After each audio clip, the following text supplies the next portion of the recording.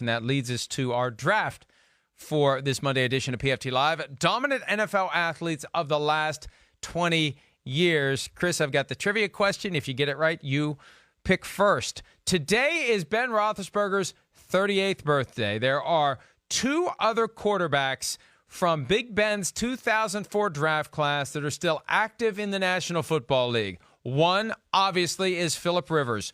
Who is the other quarterback from the 2004 draft class who is still playing?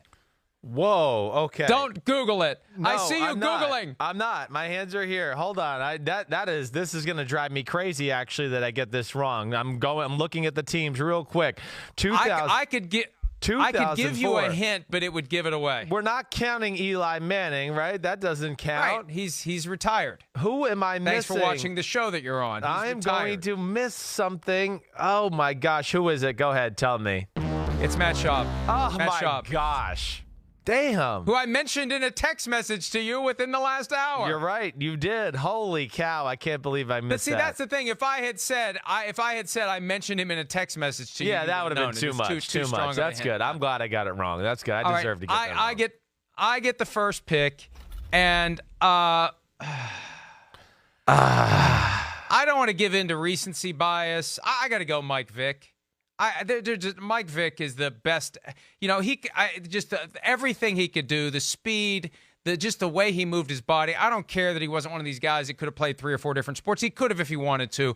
That guy was head and shoulders above everyone else athletically on the football field. When he split the Vikings defense in the overtime game in 2002, and a couple of Vikings defensive players clanged into each other, I knew we were dealing with an athlete that we had never seen before at the NFL level. And there it is. Right? Do you guys have all like the bad Vikings game B-roll just like ready to press a button? The answer I'm hearing from stats is yes. But and the other thing too, we were talking about last week, asking the guys at the combine who they are going to be most in awe of when they show up in the NFL, and so many of them said Tom Brady, and it's kind of like how Mike Vick was when he joined the Eagles in 2010.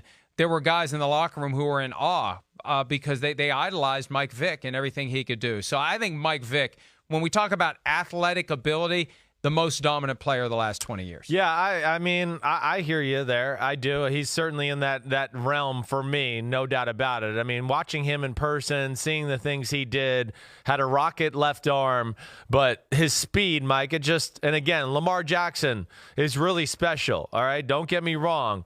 I don't think Lamar Jackson straight away is as fast as Michael Vick. Michael Vick, in the games I was on the field with him, was the fastest guy on the field, and I was a part of a Tampa Bay Buccaneers team that was known to be fast at the time. I mean, we were small and fast, and Michael Vick was the fastest of the group. So I'm with you there. All right, I'm going to go a little different route here. I'm going to go with a defensive lineman. I'm going with Aaron Donald. All right, Aaron Donald for me is still the best defensive player in the year. I know Stephon Gilmore won Defensive Player of the Year this year and all that stuff.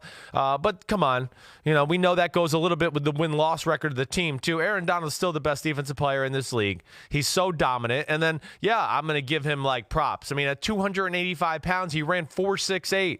He bench pressed, 225, 35 times. Put on a number of other unbelievable, feats as far as the combine's concerned. But this is like a first ballot Hall of Fame legend already, and he's like not even at the halfway point of his career yet and still going strong. I've never seen anything like it, and it just continues to be really dominant and awesome. So I'm putting Aaron Donald in that greatest athletes I've seen over the last 20 years. I had Russell Wilson higher on the list than my second pick because Russell Wilson is a baseball player, and we see his athletic ability on the football field, but I got to go Kyler Murray.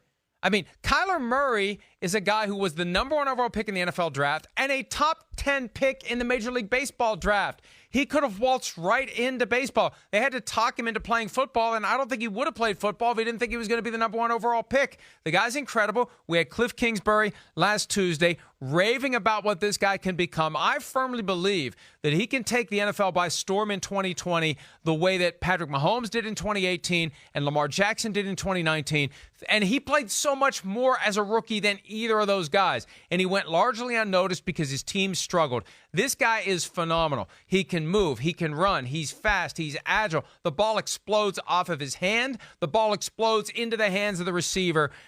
Hell, in hindsight, I should have made it my first pick, but Kyler Murray, second-round pick for me. Yeah, you probably should have. That was a mistake by you. I got both of them. But yes, I got both of them. Great athlete, and there's no doubt about it. I mean, he is. And, that's, not only he's rare because he's a great athlete that also is a skillful athlete. That's the argument a lot of the times. What makes a great athlete, right? Is it the guy who's really fast and can jump, really far and jump high and do all of that?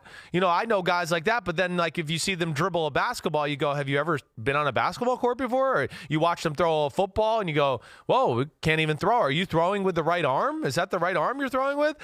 So what is that? Or is the athlete the guy who's, can play golf, can hit 10-foot jumpers all day long on a basketball court, can throw a ball, do all of that? Kyler Murray is a great blend of both, and that's where he's kind of special that way. All right, I'm going to a guy. Come on. His nickname is Megatron, okay? It's freaking Megatron. When you get named after a machine, that usually means you're a freaking freak, okay? And I had the experience of going down to Georgia Tech the year after I lost my spleen and throwing to Calvin Johnson, and he probably got done with that workout. Was like, man, I hope Tampa doesn't draft me. That guy can't throw, because I couldn't throw. I was throwing ducks everywhere, Mike, and this guy was like Spider-Man or like Inspector Gadget. It was like go Gadget arms. I was throwing him ducks 12 feet in the air, and he was just snagging them down and ripping them out of the air and kept running. But 6'5", 237, 4.35 and the 40. Are you insane? And really, it's those attributes that what ended his career, because humans aren't intended to be that big and to be able to be that explosive, which eventually wore down his knees and ended up being the demise of his career. But to me, that he will always go down as one of the greatest physical specimens I've ever seen and one of the greatest athletes in the history of the NFL. I was at his last college game, Georgia Tech, West Virginia, in what was called the Gator Bowl at the time. He was unstoppable in the first half. And, it was kind of like when West Virginia faced Larry Fitzgerald. Eventually they realized the only thing you can do against guys like that is just get to the quarterback and put him on his butt before he can throw the ball. And that's what happened in the second half of the game against Pitt when Larry Fitzgerald was dominating West Virginia. And that's what happened in the second half of that game. The production went down because the ball wasn't getting out. But he was unstoppable. It was obvious from the second deck of what was Alltel Stadium at the time that this guy is special, and he would go on to be very special. All right, next one for me. Let's go to the defensive side of the ball. Let's go with a guy who was not only the sixth man on the University of North Carolina basketball team, but would go on to be the second overall pick in the draft. Damn you. A giant and a freak of nature, Julius Peppers, a guy that you know very well from your time with the Tampa Bay Buccaneers. Haven't you told the story about you walk up to the line and you see Julius Peppers and you just kind of pee a little bit? Well, yeah, I peed. First off, he abused us in Tampa. Watch. He had like 4 plays in a row one year. You could see we couldn't block him, okay? And, I used to pull out underneath the center and start looking behind my back because I was like, I know he's coming. He's going to be here any second. Look, I'm looking at him like, damn, it was him again. But no, the story is this, Mike. I'm playing at Texas. It's my junior year, and I run out to middle of the field, right? You're going to throw pat and go to the receivers, and Julius Peppers is right there, and I looked at him, and I was like, holy... bad word. Holy bad word. I go, no wonder. I go, I can't believe you're Julius. I was like, I yelled at him and he laughed at me. He thought I was crazy because you're a freak of nature. No wonder you're so awesome. And then I just turned around and kept warming up. But we always Here's what's amazing. in those highlights, and this is why I'm always shocked. And I remember like the first time I met Boomer Esiason or Dan Marino, I didn't realize how big they were. Yeah, you're a giant.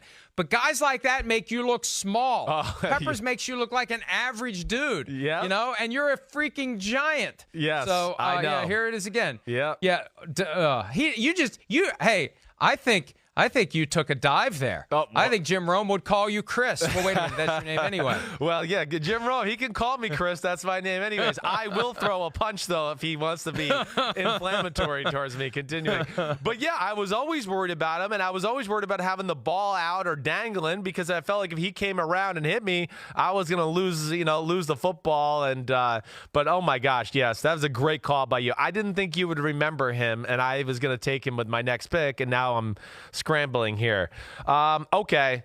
I thought about Dwight Freeney, right? Because he was amazing. I'm going to go with Adrian Peterson, though, just flat out. I mean, Adrian Peterson, come on. This, to me, is one of the 3 greatest running backs in the history of football. And at 220 pounds, and I know, the last 20 years, we're talking about greatest athletes and the combine and being relevant there. But, to run 4.41, to have a 38-inch vertical, and to be built the way he is, to have the career he's having. And let's be serious now. Adrian Peterson is a car crash running back, and he's still looking for more car crashes here in what the hell year is this for him, Mike? 12? I don't even know anymore.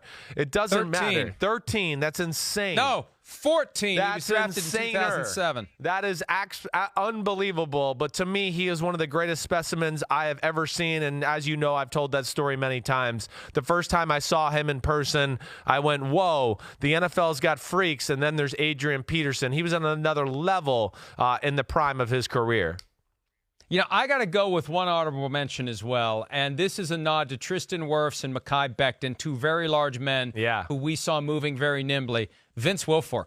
Oh, Vince Wilfork. Good one. I mean, the guy could run. The guy could. Remember that Hard Knocks they did? He's out there draining the jumpers. And that's to be an effective nose tackle, you have to have a lot of size, but you've got to be very strong and very nimble. You got to be able to slice through the center and the guard, and you have to be able to use that size as effectively as possible and move. And he could. And it's just comical. When my son and I used to play Madden back when my kid was like 10, 11 years old, he would always crack up at Vince Wilfork, especially when they were in the white uniform, because he was just so big. But he could move. Yeah. And that's what made it even funnier and even more impressive. Yep, he can move. I mean, as we know, he gave me Lakers private parts and Baltimore Ravens colored private parts one time. He I forgot about that. He put his helmet right into my pelvis. But yes, those guys don't get noticed enough as their athletic ability. But him. I thought about Saquon Barkley. You're thinking about my Lakers man junk down there again? I forgot all about that. Yeah, I looked down there and it looked like the LA Lakers, Christopher. It was like the LA Lakers. It was, But I thought about him. J.J. Watt was another guy to this conversation who deserves to be in that. Byron Jones. I mean, come on. The guy set the world record in the broad jump. The world record, not the combine record. And the whole freaking world, he did it at the combine. So those were a few others that just jumped out to me. Hi, I'm Mike Tirico, and thanks for watching. Make sure to hit subscribe for the latest news and highlights from NBC Sports.